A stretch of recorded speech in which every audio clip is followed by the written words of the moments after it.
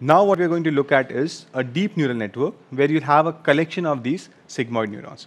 So before we move on, right, you have to understand this, that every neuron has the following input-output behavior, right? You have an input x, where x could be a m-dimensional vector, right? Each of these x's gets multiplied by a weight, so you have this summation wi xi. Then you have a bias, so you have summation wi xi plus bias. And then you take the sigmoid of this, which is 1 over 1 plus e raised to minus summation wi xi plus b. So every neuron, this is how the input and output behaves, right? So a more compact way of writing that is the following. So this is your neuron, this is the output y, and you have several inputs x. So you have x1, x2, up to xm, and you have the corresponding weights also up to wm, right? And then you have one bias. Okay? So the way, if I want to write the output as a function of the input, then the way I write it is y is equal to sigmoid of summation I wi xi plus b, right? So I equal to 1 to m. Okay? And when I say sigmoid of anything inside the bracket, it basically means 1 over 1 plus e raised to minus that quantity which is inside the bracket. So in this case, it would be, instead of z, you will have this quantity which is there inside the bracket. Now, there's one compact way of writing this. Can you tell me what it is? If I think of w and x as vectors, w transpose x, right? So this is going to be w transpose x. Is everyone fine with that? Please raise your hands if you're fine with this. Okay. Fine. So just remember this, that we can write for any given neuron, we can write y is equal to sigmoid of w transpose x plus b. Is that fine? Okay, everyone gets this? Okay. So with that background and quick recap, we'll just move on to deep neural networks. Okay. So again, here's the setup. The input of the network is again going to be an n-dimensional vector. So these n-dimensional vectors, basically the n features that you're considering for the problem at hand. So this could be salinity, pressure, density, and so on for the oil mining case. Right? Then the network has a total of L minus 1 hidden layers. Okay? So let's see what a hidden layer is. So this is what a hidden layer looks like. So what will happen is, if I consider any of these neurons here, let's focus on the first blue neuron in the first row, right? So in the first blue row, let's focus on the first neuron. So that is going to take inputs from all the red guys, right? All the red inputs are going to feed to that. It's going to take a weighted sum of these inputs, add a bias, and then compute the sigmoid. Everyone gets that? That's exactly what I showed on the rough work, right? So each of these neurons, right? So consider this to be one of the blue neurons that you have, and these are all the red inputs that you have. So each of these blue guys is going to execute the following function, and the weights are going to be different for each of these blue guys. Does that make sense? Okay, fine. And then finally, you have an output layer. So suppose you're dealing with a classification problem, right? So far we have been dealing with binary classification problems. I want to know whether I like it or not like it, or whether someone will commit a fraud or not commit a fraud. But you could also have multi-class classification problems, right? So where, suppose you are given an image and you want to decide whether this is an apple or an orange or a banana or a mango or so on, right? So there could be many classes, as many classes as the number of fruits that you have in your data set, right? So then, in general, we'll have k classes. So far, we have been dealing with a case where k is equal to 2, right? We just had 2 classes, okay? So now each neuron in the hidden layer and the output layer, we're going to split it into 2 parts. Okay? So let's see what these 2 parts are. The lower part is called the pre-activation, and the higher part is called the activation. Okay? So the lower guys, I'm going to refer to them as AIs, and the upper guys, I'm going to refer to them as HIs. Is that fine? Okay? So you have 2 hidden layers. So you have A1 and A2, and H1 and H2. Okay? Now, what is this business of splitting it into half, right? What does the lower half do, and what does the upper half do? So the lower half, so we'll come to that actually, so I'll just come to that. And the input layer can be called the 0th layer. So you have layer 0 as the input, layer 1 and 2 in this case as the hidden layers, and layer 3 as the output layer. Okay, so that is total of L equal to 3 layers. L minus 1 is equal to 2 hidden layers and 1 input layer. Okay, so this is a typical deep neural network. You can call it a feed-forward neural network or a multi-layer perceptron or a multi-layer network of perceptrons. All these are equivalent terms, right? And this is what it will have. It will have an input layer, a few output hidden layers, and then one output layer. Okay. Now let's look at some things. Now every input is going to be connected to every neuron in the first hidden layer. Is that fine? Okay. So now if there are n inputs and n neurons in the hidden layer, how many weights will you have? Forget about weights. How many edges will you have? If I have to connect every guy in the input layer to every neuron in the hidden layer, how many edges will you have? How many? N square, right? Each of the n guys connected to each of the n guys. So then how many weights will you have? N square, okay? And if I put them into a matrix, then what would be the dimension of that matrix? N cross n. And then you also have biases. How many biases will you have? No, one for each neuron, right? So then you'll have n biases, okay? So let's look at that. So you have this weight matrix W1, which is of dimension n cross n. Then you have the bias, which is of dimension n, right? And what about the next layer for W2? Again, I had assumed that there are n neurons in every layer. So each of these blue n neurons in the first layer is going to be connected to each of the blue neurons in the second layer. So how many weights will I have again? N square, which is again in a matrix n cross n. And then there will be a bias for each of the blue neurons in the second layer. So how many biases will we have? N. Now, again, each of these blue neurons in the second layer is going to be connected to each of the green neurons in the third layer or in the output layer. How many neurons are there in the output layer? No. How many neurons are there in the output layer? K, right? If we have K classes, we have K neurons. Is that fine? Okay.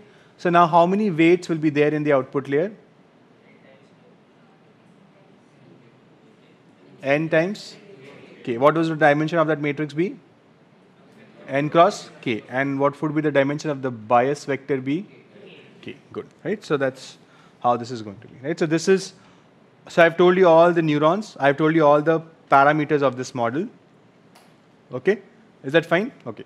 Now I've not told you how to compute these HIs and AIs. What I've given you is just a schematic. I've just given you a diagram, but I've not told you how these W's and X's and B's interact with each other to finally give you the output. Okay, so let's look at that.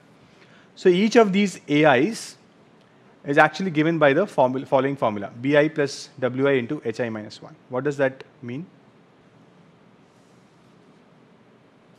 So let's look at that, right? So what I'm saying is, let's consider a very simple case where you have 3 input neurons. You have X1, X2, X3. And in the first hidden layer, which I'm going to call as H1, okay, you have again 3 neurons. So each of these guys, I'll call them as H11, H12, H13. Is that fine? Okay. Now what's the dimension of the weight matrix here? 3 cross 3. Okay, is that fine? So what I want is, or actually I'll just look at the AIs first, right? So I'll call them as A11, A12, and A13. So the lower half. The lower half is the A's and the upper half is the H's. Is that fine? Okay. So I want to find, so what I had on the previous slide is a formula for AI. So I had said that AI is equal to BI plus WI into HI minus 1. What is the value of I in this example? What's I in this case? 1, right? So what I'm saying is A1 is equal to B1 plus W1 into H0. What is H0? The input layer. Is that fine? Everyone gets that? Okay. So basically I'm saying W1 into H0. Okay. And H0 is the input layer. This is the same as X. Okay. So let's do that also. So this vector is actually X. Is everyone fine with that? Okay. And what is this vector? Can you tell me what is this vector?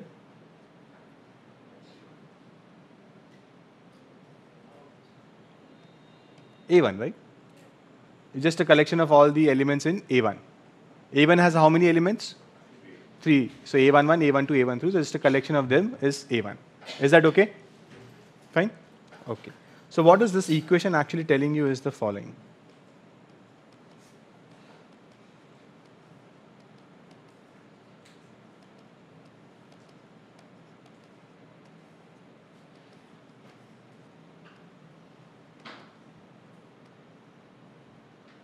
Instead of h0, I'll just call it x, right? Is that fine? Everyone okay with this? Now what are the entries in the matrix? Can you tell me? This is the W1 matrix. What are the entries in this matrix?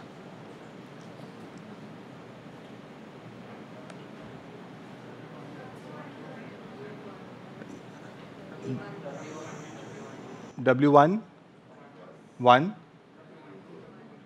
So 1 is for the matrix, right? This is W1. Similarly, we'll have W2 here, right? Or let me just simplify things. I'll just put W1 as the superscript, okay? So now can you tell me what are the elements here? This is W1, 1, 1, W1, 1, 2, W1, 1, 3. Is that fine? Okay, fine. So now given this product that I have written, can you tell me what A11 is going to be?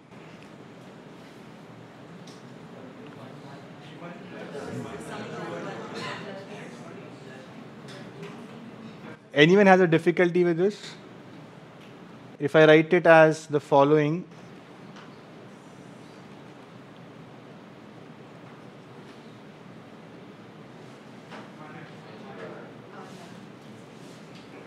will you be fine with it?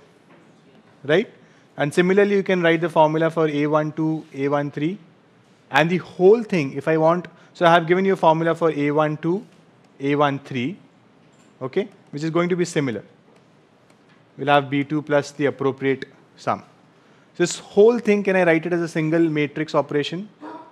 So what do I have? I have a vector is equal to a vector plus a matrix into a vector.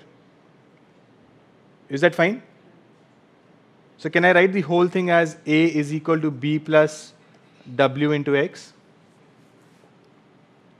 Okay. And in general, A1, so in this case it was A1 is equal to B1 plus W1 into H1 minus 1, right? So that's H0.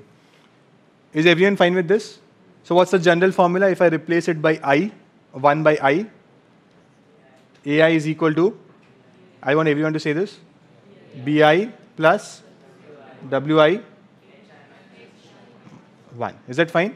Okay. And now on the slides, I'm going to just move that I to the bottom, right? So I'll have WI instead of W superscript. Does everyone get this? Okay. So this is the same thing. You have just aggregated a weighted sum of all the inputs, but for the entire layer, you can write it as a single matrix vector operation. Instead of having these multiple equations, you can just write it as a single matrix vector operation. How many of you get this completely? Please raise your hands. Okay, good. So that's what this equation is saying, right? For any generic AI, is it going to be BI plus WI into HI minus 1? Okay. And the x's that you have in the bracket, they're just saying that AI is a function of x, right? So AI of x, that's all.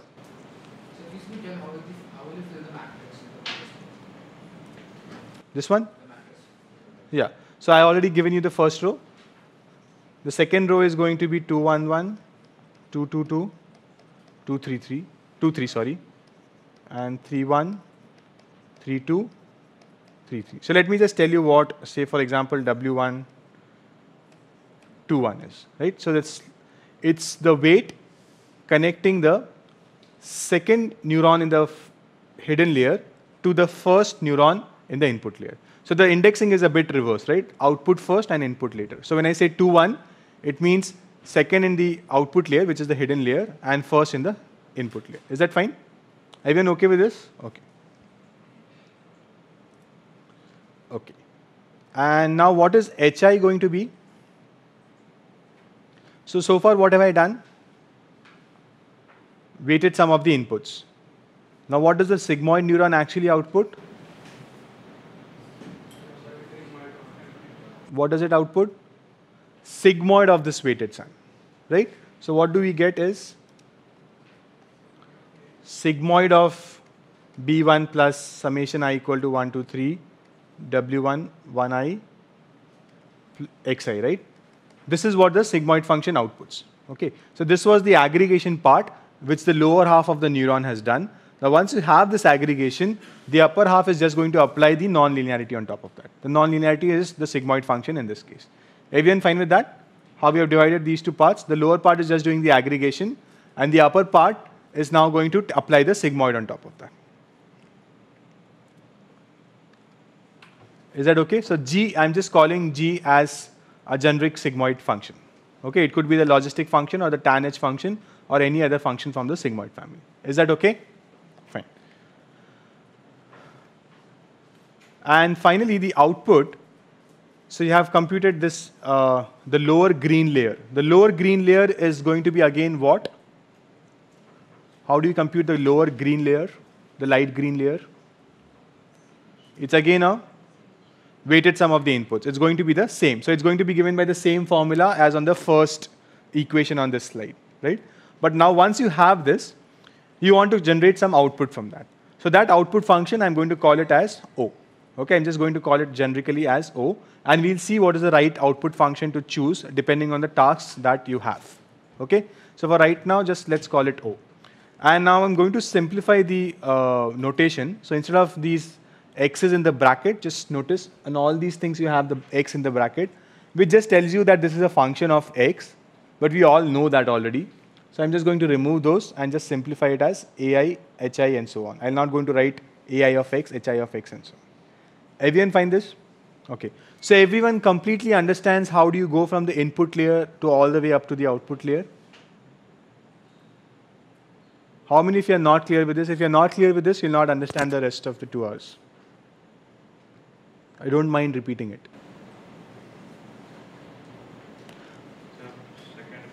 Which one? Output? This one? So the lower half is the lower green, light green part. So that is again going to take a weighted sum of all the inputs to it. And what are the inputs to it? The hidden layer before it, right? So that's again going to be given by this formula that you see at the top. Okay. Now once I have that, I need to produce an output from there.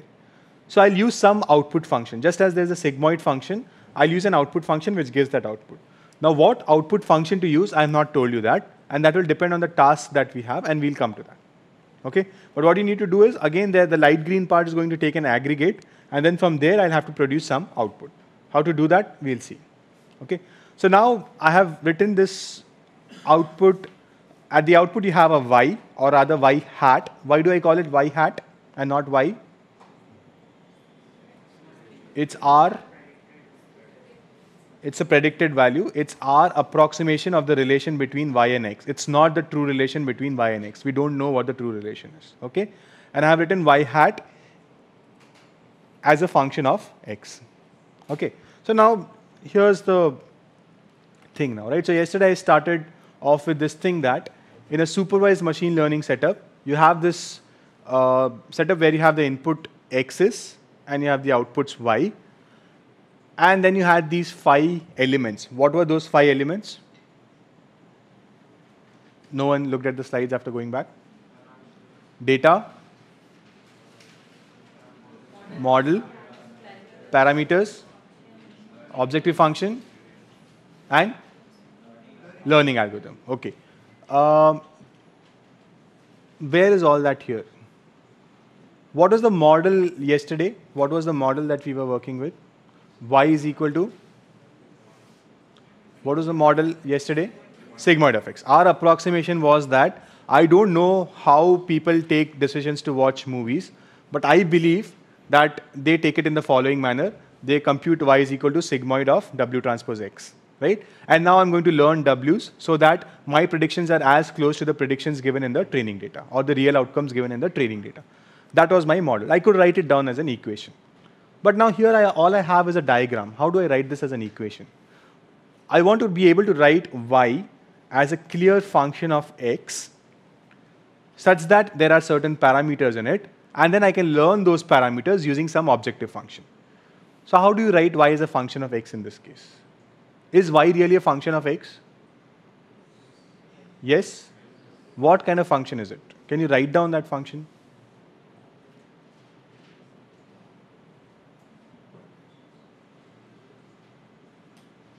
Can you actually write down this function? Because I could write y is equal to sigmoid of x, right?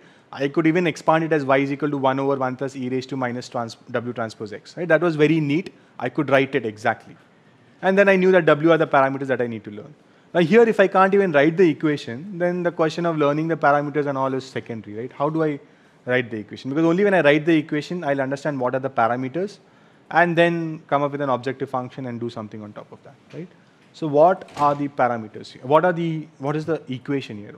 How do you write y as a function of x?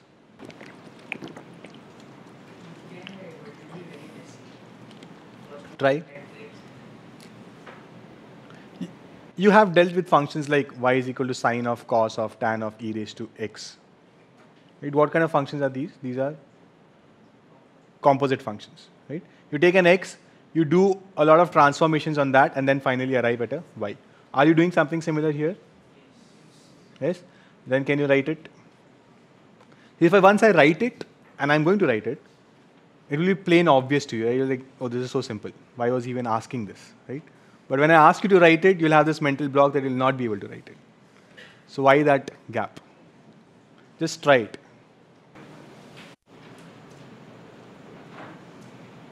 But what is HI? I think you get the gist of it, but you're not quite there. You have to expand it, right? So for example, right? Suppose it's sine of, cos of, tan of, e raised to x. This part of cos of tan of e raised to x, I can just write it as z. And then I can say y is equal to sine of z, where z equal to something. And then inside that, again, you could do these simplifications, right? Then you have to, what you have told me is that y is equal to sine of z. I am asking you what is z now. Do you get that roughly? Yeah. Okay, it's not very difficult. I'll just do it because there's not enough time. So let's look at whether this problem itself, now when we have used a neural network, do those 5 elements still hold? Can I still have data, model, parameters, learning algorithm, and objective function? Right? That's what I want to see. The data is fine. Suppose this is a credit card fraud detection thing, or let's say this is a multi-class classification problem, right? So now suppose I want to decide whether the given image is an apple or a banana or a mango or a watermelon, right? Suppose this is what I want to decide. So what is my input there? I've suppose given you a 30 cross 30 image. What's the input? The pixel values, right? So the 900 pixel values are my inputs. So my input is 900 dimensional, and the 900 pixel values are my inputs. And what's the output? How many layers, how many neurons are there in the output layer? 4. There were 4 classes, right? So 4 classes maybe. I said 3 maybe, but 4 classes, okay? So apple, banana, mango, and watermelon. So there are 4 classes. So your input has 900 pixels and your output has 4 classes. And in between you have certain number of hidden layers, right? So your x and y is clear. X is raw pixels, 900 pixels. So x is 900 dimensional and y is 4 dimensional, okay? Now what's the model? And this is the model which I have chosen. So what's the model? And that's exactly the equation I was asking you. And the model is actually the following. So let's start from the innermost bracket. I took the x, I did a transformation of that. I did w1x plus b1. Then I took the sigmoid of that, so that's the g function. Whatever output I got, I again did a transformation of that. I did w2 plus b2. Is that fine? Whatever output I got, I applied the sigmoid function to that. Again did a transformation of that. So I did w3 into that value plus b3, and then finally applied the output function to this. How many of you get this? Please raise your hands. How many of you did not get this? Please raise your hands. You did not get this? Or many of you did not get this? Okay. So focus on the innermost bracket where you have w1x plus b1. So what is x? X is your input. Okay. The first thing that you did is you did this weighted sum of the inputs, which is nothing but this simple matrix operation where you have w1x plus b1. Everyone fine at this point?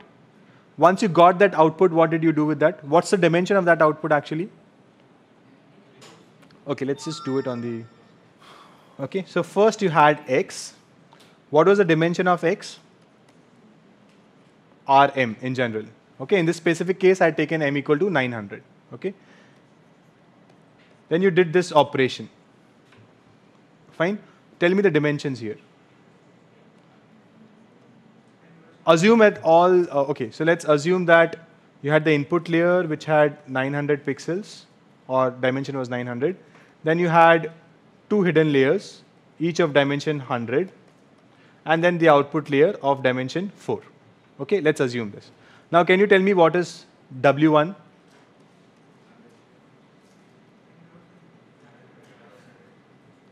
(900 cross 100), right? Is that fine?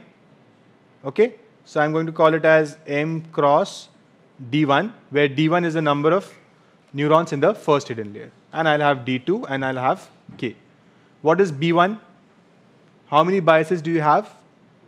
One for each neuron in the hidden layer. So that means B1 would be of size R D1.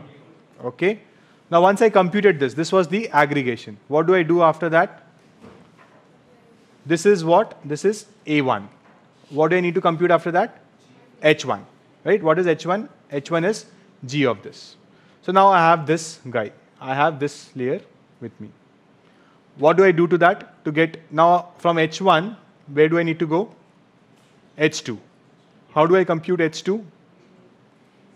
I take this guy. This entire thing, remember, is H1. What do I multiply it by? W.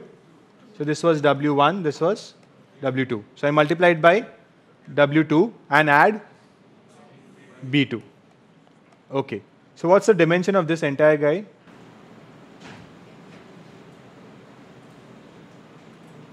This is H1. How many H1s do you have?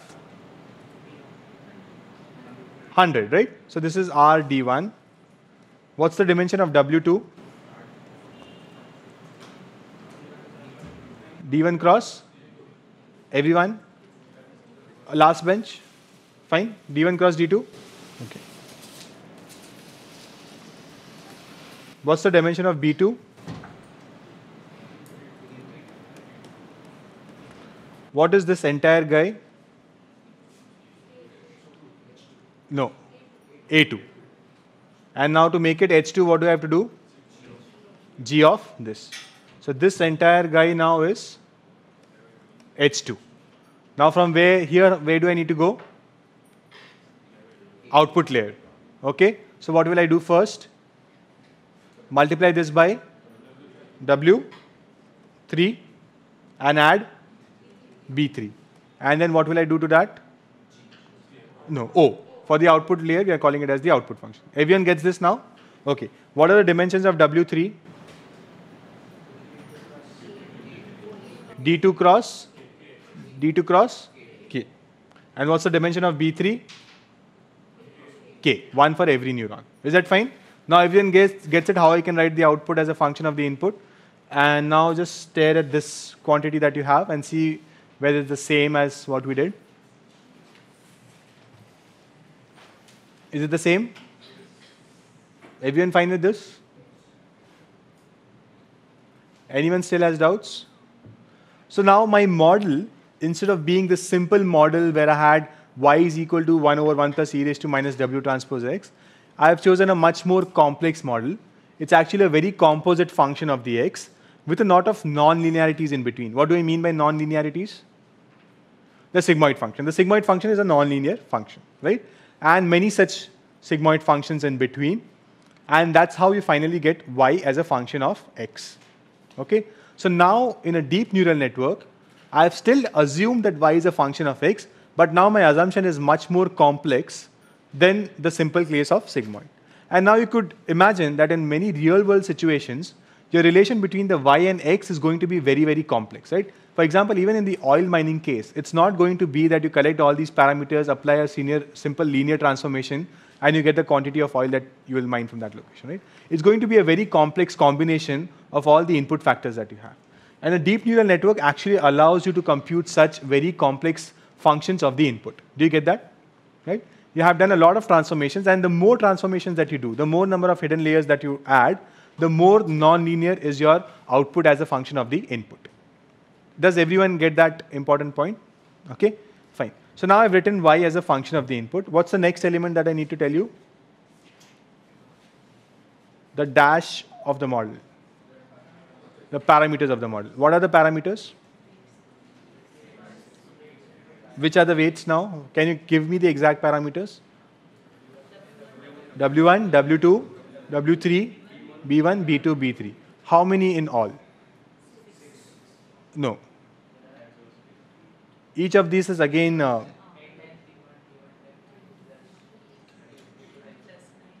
how many did you have in the original case when we were doing gradient descent? How many parameters did you have? 2. How many do you have now? Many, many more, right? And what the exact number is actually W1 is n cross D1, W2 is D1 cross D2, and W3 is D3 cross K. And similarly, the biases B1, B2, B3 are D1, D2, and K. So if you add up all these numbers, that's the number of parameters that you have, which is for now, it suffices to say that it is much more than 2. Okay? So we did the gradient descent algorithm for 2 parameters. Now we are dealing with many, many more parameters. Okay. But these are the parameters that you have. If I want to write it compactly, this is how I'll write it. And the algorithm, again, is going to be gradient descent, but with something known as backpropagation, and that's what we are going to see today. And the objective function can again be the squared error loss, right? I can look at what are the outputs predicted by the model. I can compare them to the original output, take the squared error difference, and my objective would be to find dashes such that my objective function goes to dash. What do I need to find? The weights and biases such that my objective function goes to minimum, 0 or minimum. Is that fine? Everyone gets this? Okay. So that's again a typical machine learning setup. You have these 5 components, and now you need a learning algorithm which is driven by this objective function to find the parameters. Okay. Now this is again an optimization problem. So let me ask a question which I had asked yesterday. This optimization problem is with respect to which parameters? This is an objective. For example, when I said minimize x square, you give me back a value of x, which gives you the minimum value for x square. Now, when I say minimize this loss function, what will you give me back? The w's and the b's. Okay? So the parameters of this objective function are w's and b's. Is that okay? Fine.